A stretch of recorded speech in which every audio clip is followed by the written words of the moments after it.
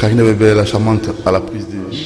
Merci. Déjà là, notre très cher Bruno Ndinga et Christian Manjolo, l'exploitation, coordination technique, José Andia, l'édité. Merci à Mouro à la réalisation et à l'Ekabong aussi. Nous sommes très contents et d'abord nous souhaitons un heureux anniversaire à tous ceux qui sont nés aujourd'hui. Et là, je m'avais déjà souhaité un heureux anniversaire à Corinne Bouanga, un heureux anniversaire aussi à qui d'autre, à tous ceux qui nous suivent et savent que c'est leur jour de naissance. Nous essayons de leur souhaiter un heureux anniversaire. Et à tous ceux qui sont éprouvés, là je pense à notre très cher ami, Pida qui venait de perdre son épouse. Courage à toi Pida, c'est la volonté de l'Éternel, donc Dieu qui a donné et lui-même a repris, donc on n'en peut rien, on ne peut pas faire quoi que ce soit et nous pensons aux malades, prompte guérison, bon rétablissement à vous qui souffrez et bon début de semaine à vous, à monsieur Lutumba, le boss Lutumba, bien et bonjour à vous et monsieur bienvenue en Simba dans Nantel, ah oui c'est ça, hein? Et je n'oublierai pas aussi monsieur Alita Chamala l'honorable. Allez, c'est parti pour cette nouvelle semaine et nous aurons des invités. Avec nos invités, nous allons insister sur quelques actualités. Mais seulement, commençons d'abord par cette décision de l'hôtel de ville, gouvernement provincial, au Babi, que c'est fini. Donc, ils maintiennent cette décision. Après, en fait, on va inhumer les corps juste de la morgue au cimetière. Donc, fini ces histoires des funérariums, fini ces histoires des retraits des deuils. Donc, tout ça, c'est hors des questions. Alors, on va analyser avec notre très cher. Et le marché central, on aura un architecte, M. Boulaboula, qui va aussi nous aider dans ce sens-là. Wendia Zando, après 60 ans, et c'est que Zandeng Zaliwana, tout coupé ça va m'acansini, hier proposé bisou. La solution pour Nazando. Je dis na koti Nazando. Na ki luka maman na biso ya pavillon 5. Na ki luka bande ko ya pavillon tel bisi wa te karabiloko. Vraiment ils a sous facilité à retrouver bango parce que pandi bango et tu reçois architecte Boulabula wa repé sa biso makanisi. Mais toki na on de ko na biso Richard Boni. Bien de Kododo. Santé ça bien. Oui ça bien par exemple. Au bandi semaine qui toko. Non, to bandi semaine qui toko. Alors, les Cambo na baki na robetelo c'était Cambo ya ko bibembe na biso balamoko elongwe morgue cimetière. Donc fini babilo ko wana rola sa bibembe tout ça ba prière pasteur assemblée ba jeune bazo finga ba kulutu ba jeune ba ko bokela ba to ba mai so balali pongi bilo wana esili. Oui, de Kododo wana ezali ko kobetela ngo maboko vraiment ezali ko beta maboko. Et bon bateau batongi ba sala ba funérarium ba komisango ba flat to ba komisango ba salaki biloko wana bon yobi na vie ezala kaka ndenge wana mais loko ane lekaki tapage makasi na tikala ko mona mukolo moko na 13e mairie wana bibembe o ebembe o balalaki na o ekotisika ko ba weleli no ba place donc loko ane ezaki tapage makasi ko mona moto po alata bien fa mona ke ana matanga wana tokendaki boye toliaki te donc kufela na Congo donc ekomi moto azolela na passe ndenge nini akoyamba bato donc loko wana ezama take congolais take citoyen na koki ko zalenkrate ko pesa merci na moto apesi loi wana et puis loi nyos ezali pona intérêt à peuple yango to beteli maboko ke o ya mabe to ko betela ngote mais o wana en tout cas vraiment éthique ndenge wana eza très bien. L'ONU c'est ça pour l'intérêt à peuple. Alors ça c'est bien, mais c'est que M. Boulaboula vous avez posé là, vous avez à un moment à l'autre intérêt à peuple. Mais ce qu'on a dit pour la kaya bato ba funérarium, nanga ko beta mo c'était na bato wana ba sala ba funérarium, ba sala makambo penado ba spécialisé na makambo wana. Ya ba bibembe, ba za penza la ngo ba non franchement, c'est pas facile hein. Donc yo sala qui funérarium ou adapter quand on a ndenge ya matanga siko osa ndeni ou réadapter on a contexte mususu non azali en fait soki azali moto aza na idée ya créer idée ya créativité soki ezali créer toujours mbongo na yo wana ba garantie azu yango biloko na ya teki yango akei toujours quand même bato bakena un espace ya plateau bateke akei kusala na yebilanga l'intérêt ya population donc en fait tous ana mon intérêt pindate et des fois mususu ebi ndeko dudu mboko eza na molili ba mususu basimba kisika po bakilia ba ya kamingi et puis bakilia yango banani eza bato bakufaka po ya ganya kamongo bon donc eloko wana na ko yebisa comme information na sepeli yango makasi. Mais vous allez commerçant, vous créer une vis que bilanga, vous lona et puis vous banda côté que nakolia, que vous banda ko sala et logo que batubaya ka butu butu tapage tout ça, ils ont mal à monter. En tout cas, loi wana a bien éthique à la bongo. Mais si vous le camboya, tant qu'on zote bimi, bah on peut seulement tenter avant que dans le cimetière, batu ba meka ko tikatamo ba gerbe de fleurs, moi tant moi inclinaison moi mon quai. Moi, ils été. Non, on a coupé. Pour ça, on a mort, on a évité mon funéraire. On peut s'engager, le comment bien payé national yango. En fait, na ba hôpital nyonso ils na morgue, ba ça la mécanisme, moi ça les moko boy. Donc biso baninga bande kotoye wana et tango bango ba pesi biso ebembe et telemi wana et na chariot tout ça les tamo cérémonie ce qui pasteur azali alendi si ba bazana bomoi au moins plus tard 1 heure du temps et monto ba memi mbake kokunda yende ko dudu webi biloko wana pesa be bato malade ozalaki na mama wa bandaki kosunga yo papa bandaki kosunga yo mais akufi ovandi na ye butu mobimba omoniti événement wana po okutika la kokanisa ka yango pe ba estomac na ba maladi mususu tozo ebate eza cause ya ba biloko wana donc eloko wana eza un avantage ya biso population eza très bien. Yo lobi balongoli makambo wana kolalisa bibembe tout ça mais bato ba kozela mokolo nzota moye ko bima ben de consolation papa atako dépense yango eza elongo na koma basal wana elongo ba funerarium mais bato bazela kasika oyo ba mela baza toujours kozela ba mela ben de consolation wana bato ba ko tika ngote ba linika keza donc on n'a pas kofanda sika moko ba ozela ni ba pesa bango ya komela. Non. Ben de consolation. Si vous prenez le Cameroun, ce qui est outil cimetière et outil mort qui est dans le cimetière, il faut nécessairement tout le fan de base là. Mais là, moi, coca, moi bien. Non, et le quoi n'est pas mal à monter. Et si il y a bateau Koufeli, tout le monde va fêter. Hein? Oui, au Koufeli, Moutou, bateau baïko, banda kosenga ko transport. Ndenge tozalia bamani kozela ola isabiso amatanga wana tolia kite eloko neza malamu te. J'aurais souhaité que ceux qui bouti kuna na cimetière ceux qui ozali na enveloppe na yo opesa bato yo ba toucher baza déjà bango ba perdre déjà olukile bango moi quelque chose moi enveloppe ceux qui ezali opesi bango kaka kuna boka bwani na niveau ya nini okende suko charger bango atupema abandi ko kanisa ndeko ya kufi mama kufi abandi ko kanisa susu ndenge ni transport na kozongisa bato eza malamu te tozwa conscience biloko neza malamu te fiso ko keye pa ya moto o ya kufeli yonde se tracasser olukane viske ata enveloppe ezali opesi yepo e consoler payer on a simawana akutika la moi savon moi nini ma organisation muso mike zala mais ko charger bango lisusu ba matanga ba retraite non eza malamu te to luka to avancer que to kende ko charger ka baninga mususu eza bien te et l'on est lobio awa pesi merci na alita chamala l'honorable tango obsèque ya Charlie Balaka Union des chroniqueurs culturels du Congo tous à remercier l'initiative à Gabana Basile moi en tant que président obsèque tout le monde qui assistance na qui louable mais seulement ils ont la katia mutu ya bato na ebisio na ebisio ba kondi ba ko kamba na lo ango ba ko ba kisali kamwa pas ta peine nous ben de consolation et l'ongo papa je vous assure c'est coûtant hein et ça peka ko ça la dépense donc tu as kufa tiki bana tiki charge vie na famille bino ba ko zo ma solo na ben de consolation ba tiki moi aussi ba tiki bana mais ce n'est pas le cas.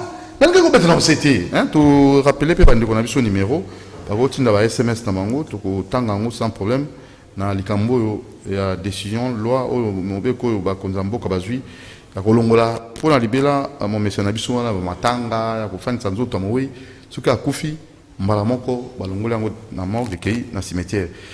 La matinale bonjour biso population quinoise. Tout cinq décision et à morgue cimetière etikala libela toboyi commerce na bibembe la vraie compassion visiter les malades à l'hôpital Matthieu chapitre 25 verset 36 ça c'est monsieur Thomas alobi to boy commerce ya bibembe compassion malamu ezali tango moto azali kobela yaka koassiste tango moto azali na kozanga kabola kabelela ye kozela kaka te mokolo ya bibembe osala commerce oyebi nini ndeko na ngai Richard? Oui, ndeko Doudou, en tout cas papa wana est récemment à comprendre que ezali vérité et puis population nyonso oyo ezali na conscience malamu akoyeba ke loi oyo ezali malamu tolingi molimo wana kaka ya kokabela kabela te na moto akufeli fo kaka kosenga ye nayebi so nga nasi nasala eloko wana mwana leki na nga akufi me moto azolelela nga transport. Moi je m'attendais que des fois puis il y a des camarades na nga koye kotala nga po apesa nga nevis kata moi quelque chose et longola biso ta moi ba dépense ba cercle bani mais il y a ezolelela nga transport. J'étais obligé encore na défiler moi transport et pas madame. Donc eloko wana ezali malamu te.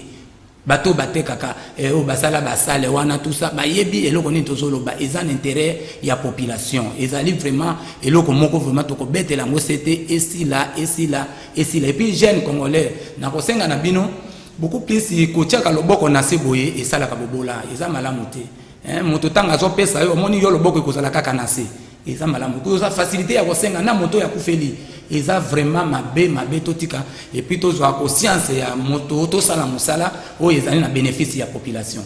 Donc tozali na posa penda ba congolais j'aurais souhaité qu'il na mona un jeune congolais azana moi un hectare na bien sûr que musala ngo ezala capacité mais ezala pe passe ya mingi te ko sala moi jardin na yo moni mokolo mususu okoli na place on kendo senga moninga mais komi yo moko za ko se prendre en charge, c'est ça la philosophie même. En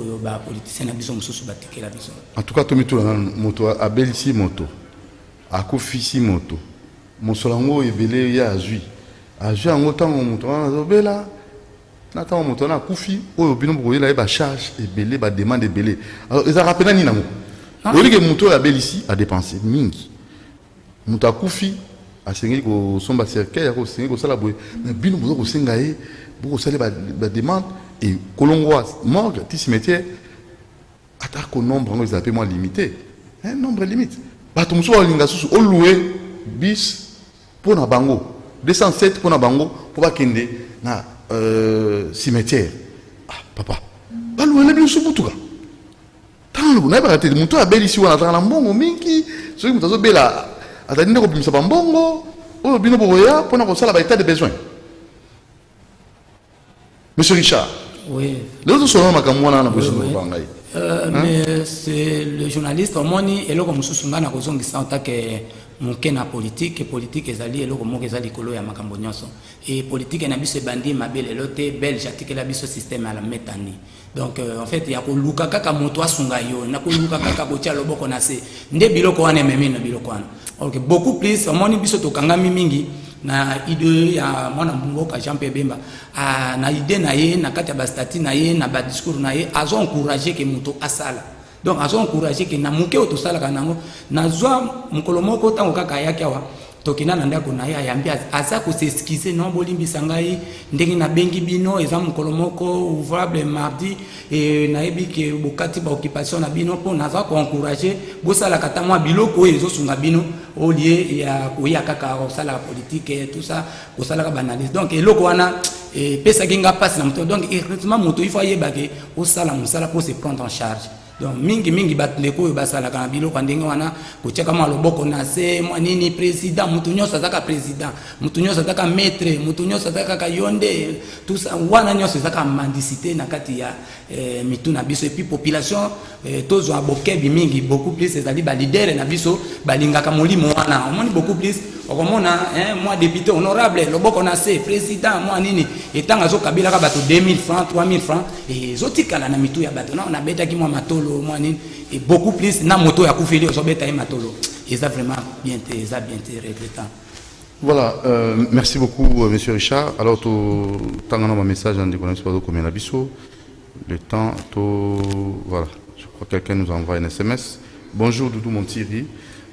Merci la matinale la makambozo le bela awa et comment des problèmes koku fait là au cause sous pression na ya ba famille na ya baninga en leur place il y a lisungi mais la kalezaka soki mutaku fait le hôtel là où est le enveloppe.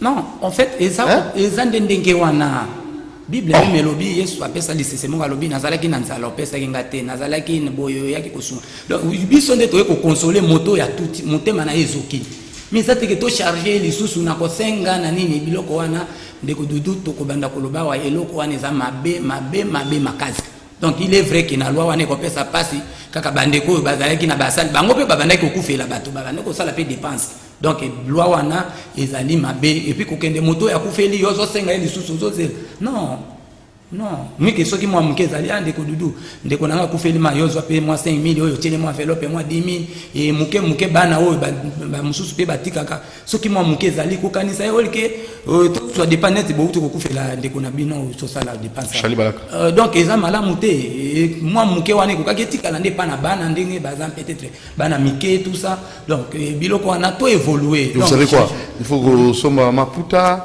uniforme et le polo bas sentiment na bino kaka beaucoup ça là moi ba macaron il faut donc mbongo wana ko kotikela pe bana des fois pe bazai locataire wana papa mutanda ofutela ndako bana wana bako mwase ko bana ofutela ndako ndeni o tandis que mbongo boni bosala ba dépense nyonso wana e ko longola ta mwana quelque part ke kuvanda ne risque natana demi Dakar moko na babibwa ba vanda nano utangisa pe bana mais na mityo ba ko banu na ko disala dépense ya ba makaro bilamba tout ça puis ba to kolia ba transport ba esprit de vie o banda nano ko fut ko louer esprit de vie et puis na ba mesure bazuya distanciation sociale wana combien de esprit de vie au côté sabato po bakene na cimetière donc nyonso wana il faut to banda kotala po na mboka ya nzala ba reglaka banini ya solution.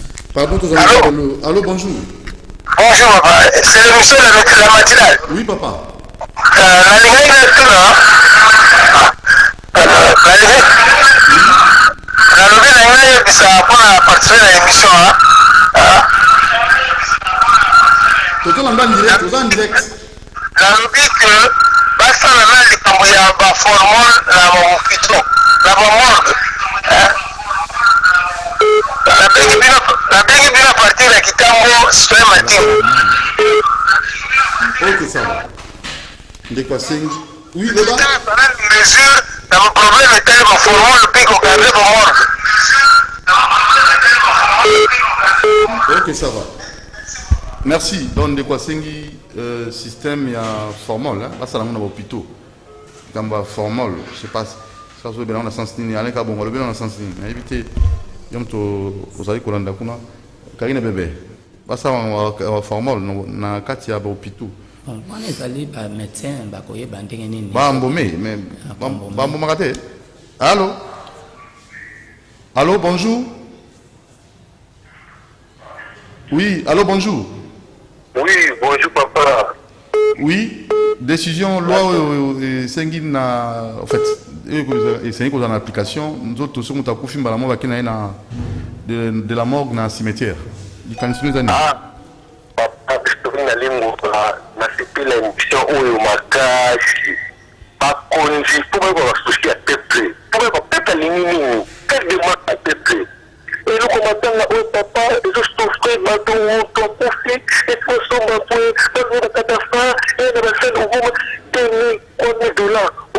Lorsque on a la conflit pour la $50, est-ce que la démonstration il y a un conflit pour la de comment charge mon pour éviter décision où you to se tenir na maka et kala bongo libela okomona kala pena kitendo kakufi bato bakoya kotala ye bakotia bacotisation bakosunga matanga mawa ezalaka lisusu te na matanga matanga kokokona bachaine fi elaba bikusi donc basuka bake baba loyenge bakolona bachegi décision oyo etikala libela ngambe vraiment asunga émission oyo asunga bakonde ya cctv asunga bino bemission akosalaka ya ngulu bemission ya ngulu ndike peut-être parce qu'on s'exprimer merci vraiment grand batteur sur cctv vraiment.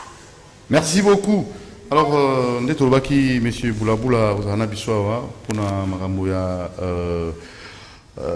environnement na biso surtout le kambo etali les architectes kambo zando to baki makambo zando peut-être robeta c'était na après en 2000 en fait 60 après l'indépendance tout sonné kozana zando oyo ndé tozala ngona. Allô Doudou. Oui, bonjour papa na biso. Bonjour, nalobi hein. Oui. est-ce que loi ngo eza adopté dans l'Assemblée? Allô? Oui, na lobibo, est-ce que loi wana ya bibembe eza adopté dans l'Assemblée? Oui, Papa Richard. Bon, ndeko ba loi nyonso ezaka na assemblée te, donc même gouverneur de la ville wana selon bato ya droit et puis tetindi bon gouverneur de la ville aza comme autorité publique akoko sala ba loi na yo ba benga ko kombo ba arrêter et tikali pe loi eza loi penda oyo même na assemblée te mais ezali loi azali autorité publique akoko sala ba loi na ye, donc ezali loi ezala même na assemblée ou pas, donc eza loi yebaka kezali loi du gouverneur de la ville azali na makoki ya kosala loi, ministre pe azali makoki ya kosala loi, lokola président pe asalaka ba loi na ye babengaka ba ordonnance ye pe arrêté ministériel na ye ya gouverneur provincial, donc aza na droit ya koimposer loi et puis loi wana eza en vigueur so bakuti yo nango bakangi yo kobanga te ke assemblée nationale non nyonso ezali ba loi babengaka yango force de droit. Ok, question à mi-balé. Question à mi-balé. Est-ce que bakoki pete ko voter loi moko eti kala vigueur que balokate baba na kofuta loyer locative en franc congolais parce que monnaie ya mboka na biso eza na franc congolais et puis même ba fonctionnaire à l'état bafuta maka franc congolais, est-ce que loko na ko bakolobela yango te? Oui, ndeko na ngai en tout cas question na eza très pertinente na ba loi oyo na makambo ya niveau ya loi pour na dollar ezali mwana pokoso parce que oyebi bien que politique na biso ezali mabe politique ezali mabe en sorte tana na exemple ya programme ya 100 jours kotongela bandeko na biso ba policier na ba soda bandako il fallait ki basala en fait bato ata biso ba jeune congolais to beta brique pona mbongo ya dollar evanda et ils ont préféré que basala ndako importé, donc vraiment eloko wana nyonso wana ezali faillite na niveau ya politique na biso ba yebi pindate et puis ba mikumisa te baza mael. J'aurais pas souhaité que ndeko Kamere ava banda procès aloba que non je suis intellectuel, non intellectuel ezali ba valeur, intellectuel ezali l'intérêt ya bato yo koki kozwa mbongo na bio tozali même réserve o ezala ki muke na kati ya banque du Congo yo ke ko utiliser ngo pour pesa mese o ezali na dernier virage na 82 ans zwa mbongo ba import, donc mbongo na biso ezali exporté, donc il fallait que dollar et tikala awa biso moko to beta ta brique ba fallait que basala banda ko préfabriquer nde tozana difficulté et puis beaucoup plus na gouvernement na politique na biso tozozwa bato oyo basengeli te na bisika, donc ezozongisa kaka mingi charge et pas ya bato bazo organiser ba élection soki ezali biso population to votaka ou bien ezali ba nomination ndenge basalaki ndenge tozali awa ndeko na ngai pona dossier ya dollar il faut kaka ba loi oui na minti nde tozali awa eza komika musangai na moni même na ba réseaux sociaux que niveau ya présidence bazali kofutama en dollars, mais c'est prohibé, eza contre loi.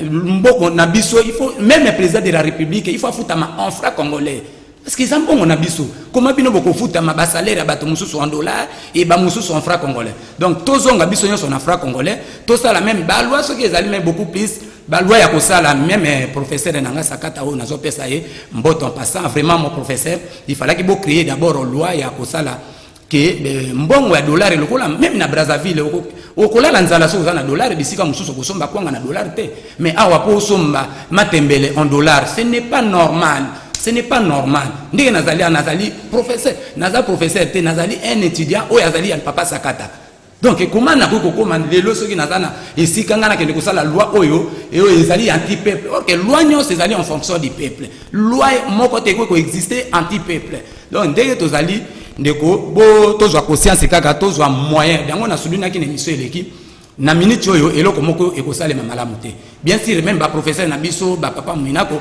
baza mayele mais moye basa ila mayele te bango bazo sa ila service ya kingakati, donc ndenge tozali bazwa conscience tokende autour d'une table ba congolais nyonso moto na moto apesa brique apesa moiselle mai pona construction ya Congo, donc difficulté tozana ngo ezali politique oyo biso bato bazali na ba institution biso tozo reconnaître bango te preuve na ko souligner pe loko mususu to kozonga ngo simate même ndeko Tshisekedi na beteleke maboko na le 30 elekaki na dimanche wana devant micro ya TV5 alobi non élection est mal organisée et puis ba ni l'élection na cour constitutionnelle donc biloko wana nyonso tozo kende kaka il faut ba congolais to vanda na to ko vanda na fabrication est loko ngwanzu e umelaka te il faut to vanda autour d'une table ba économe ba kozala wana ba to yo bazan charger na économiste oui ba économiste ba kozala wana nana ko pesa preuve na 2003 2005 tala ndenge komela kibiso donc $100 tout changer on a 42 000 francs na même chance à kobala na souligner même eloko wana pona to ya ndeko na biso champion bemba et puis na zaki na mama ele na bomba ki mbongo na $1 ti ye ko permettre nga na ekobala donc okoko pesa économe a gérer justice té okoko pesa pe moto asali makambo mususu o pesa ye sociologie donc ndeto zaliawa en fait ndeko na biso Kabila en charge azo salaka ba système na ye pona ko embrouiller kaka biso. Donc non, Koboya c'est autre chose, mais système, naïpso n'a pas victime. Il y a gouvernance, il y a M. Kabila. Kobanda chambre froide nanga, Olive a coquéré ngana koya. Il y a mis balé, na komi na bakanet. Non, le problème était, donc les Congolais, nazo somba même bakanet na biso yangola pona lukana biso nalia. Ko botola. Et monsieur azo botola un jeune Congolais. Oui, ce que vous même numéro na zoki même numéro na ya niveau ya commerce na zo futa pe mais chaque fois ne quoi qui pone mais ba quoi e quoi ya tendenge nini e quoi ya tendenge nini est-ce que na tunyo question madame Olive afuta ka douane siko ko conquérir moto yo zo futa douane ngana ko ya te bon ina alkaza wapi orgamani baza oh mon quoi donc kolobate ke na linga ka yete yenda linga ka bisote. Et n'a doute pas, même au moins moi je doute fort que Kabila Benza Congolais, je doute. Non, ça encore c'est. Non, je doute. Voilà maintenant na émission na émission ezapenda pour madente. Na mutema mabe na moi je doute qu'il est Congolais. Oui, on a compris que maman surtout nous. Non, parce que nous sommes to lobela te, to lobela nous sauter. Ndeko na émission na 1+4 tout ça là qui bien. 1+4 na kena le château na émission na joie bénéficiaire. Wana kini marte afungoli sika na za kilia na ye. Na livré na joué 1 million de francs congolais à bénéfice na sombi $2 000 et na ndamba mbongo. Je comprends bien acharnement bazana ngoza acharnement te ya linga ki bisote bisope to linga yete ya linga ki biso jeunesse maintenant na kao to ça pona to ya mbande na biso bulabula to pesa maloba bokaboni na kao ko to conseiller aussi na ka oyo na sina pesa ki émission ile kinde ko dudu na ebisi yo na kabwa bibembe wana na beteli yango maboko wana na kudebeza te na ka oyo to salia potolo ngana passion pona mito ngana ofutela ndako bemba futi la kanda kote ozo comprendre naka o ndenga zo senga yo dialogue ekende po mboke kende ke bongo te to ko pesa ba économie ba simba économie bato basali droit ba simba droit donc méritocratie donc na yebisi yo to kende na biloko wana moto donc soki yo zali professeur etika la professeur o bando sala la biso ba loi ya malamu te soit pasteur pasteur etika la pe pasteur. Oh. To kende ba la musique. Salam na yo ekozala malamu. Ngai pe soko talinde to solaka na yo boye par rapport na ba masolo na ngako mona ke non azana donc ko biloko nyoso babota makana. Yo tala na ko pesa na leadership. Yo encadrer fulo to zalaki nango mukolo wana. Na libanga mutu na mona ka ba marche na libanga. Mutu asibi libanga te alobi kaka. Alobi. Tala bolingo. Il faut un visionnaire. Mais c'est ça. Na lobaki eloko wana. Bachini babongana ba mao taka mutu moko ngai wana pinga point de vue pe nazo senga ba congolais botanga statut MLC ba idée na eza wana bokomona Jean-Pierre Bemba soka simbi pouvoir oyo lelo ata cheka botika musala na kisheki na laki yo o ngana moni mukolo wana cheka simbi libanga te police bazo ebisa biso qui militantisme tende konanga na ebiso nazalaka na pasi na lala kana la mukaka mboko yo Jean-Pierre na ebiso mboko yo Jean-Pierre Bemba soka simbi na kifazeri kozala te bakuluna oyo moni bango kuna ba vie kuluna o mona bango pravate bako yiba te yebisanga na 2003 2006 ministre ya tonga immeuble ya million na mboma leta tangelanga merci beaucoup siko yo pesa kaka réponse na ebiso na yiba te biso nyoso na ba ministre tozaki egal bana ba ministre zaki egal tango kaka kei tokomo kutana na bana ya ba papa moto azo ya komela tuko kei bebe wana bali nano te tozo kenena baninga na biso planète ji omona moto na mbongo ya Kongo na coffre Mais papa n'a rien nani. Mais état de droit. Ah papa, état de droit fondement. État de droit est un fondement. Alors, état de droit to bandanase. État de droit to bandanase. Pour conclure, pour conclure, il faut tokende. Pour la première volée au total pour to conclure, tokende dialogue. Et puis moto moko na zozongi sa ya benginga lobi ozoluka musala ou bien Jean-Pierre Bemba du musala bi na ebisi na lobi non. En tout cas, et dialogue ba bi boluka positionnement boluka ba poste. Oui, positionnement tozoluka yango na zo répondre moto moko benga na téléphone. Na bengi na lobi papa, Jean-Pierre Bemba za chômeur te, ti lelo ana ba jet privé yaye moko. Ngai soki po kei ngai natangaka nde na sabu natangaka na bana mibale université pas moins de $700, c'est-à-dire naza mobali na ndenge nanga mboke ezokende malamu te yo moto tuna kinga nazo répondre yo siko zolanda nga na kopesa réponse malamu ke tala dollar si to kokoma na 50,000 yo zo sepela tala nomination ya ba armée na biso tala armée na biso il faut réforme pour ba kombo mususu ezawana ozomona muto ya congolais te ya ko kozanga na armée na biso koma na mito ba botoli biso 7 ya 8 frontière na biso pas moins de 350 km². Nena solo bien. Alors eloko wana dialogue ko sala ke oya za makasi ba pesi armée. Pe armée wana to kotala yo oza mukongo te, oza muluba te, oza muswahili te, oza mungala te. Comment vous chapeauter? Est-ce les États-Unis un général à cause à l'étranger, les États-Unis? On bino comme sous bino bozo sala ndie sentiment moko to bembala la kanzala te. Ti bakoko na ye bakula kanzala te. Ngai pe muto na zolo ba dialogue na la kanzala te. Alors numéro de téléphone nayo te na kopesa su numéro de téléphone te na kopesa su numéro de téléphone te pour ezo sala ba congolais mususu soki yo liaka po noko na yibaka yango liaka mais ba congolais va souffrir. Merci, à la prochaine occasion. Merci ndeko na ngadu zela le temps est réservé avec Sungayo bula toujours pour yamba to bak to na dévoler landa mo njamba zo orienter na Karina bébé donc kotala ngate tala mo njambe ne ba la kisawa kuna. Alors toujours le Sikawo Bolandi, bah message pour comme l'histoire. Bonjour papa journaliste. En tout cas sujet au bimisi, ils ont vraiment malade to bis en fait to bimisi bambo rebelle na matanga tango to bandaki kolela bibembe na balabala surtout biso na njidi na batu balandi yo bazoko singo mbongo mama Olive fa atala makambo ndenge batu bazolela bakobela na moto po atala mambo. Alors donc mibe ko wana ekotika biso ekosunga biso to fanda malamu Montana Nga Munga. Merci beaucoup, monsieur Boulabula, à vous. Tous Ndeko Boulabula, monsieur Ndeko Munga, comme sur la décision éthique à l'État, puis Atia Bamituka, ya transport, ya Ebembe. Kunde Bembe, Ezonga, Kunde Bembe Zonga, dans chaque morgue, papa Gilles, pour bah, Corbière est trop cher. Ah, vous avez raison, hein. Corbière a payé cher, hein. Attends, il y a un Corbière, on va cher, point.